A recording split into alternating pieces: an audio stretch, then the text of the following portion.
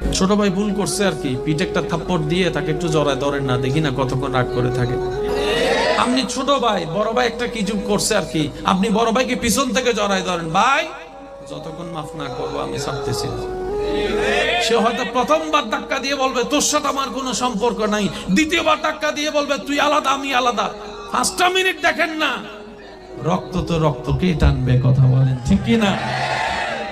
আজকে এক ভাই আরেক ভাইয়ের সাথে দ্বন্দ্ব থাকার কারণে বাতিজির বিয়েতে চাচা যাচ্ছে না, লাভটা কি হচ্ছে? নবীজি বলছেন দুইজনের মধ্যে দ্বন্দ্ব হয়েছে, রাগারাগি অভিমান ভুল বুঝাবুঝি যেই হোক দুইজনের ভিতর হয়েছে, একজন ভুল বুঝতে পেরে আরেকজনের কাছে নিজে থেকে মাপ চেয়েছে, ভাই আমার ভুল হয়েছে মাফ করে দে। নবী বলছেন সে যদি সেদিন মাপ না করে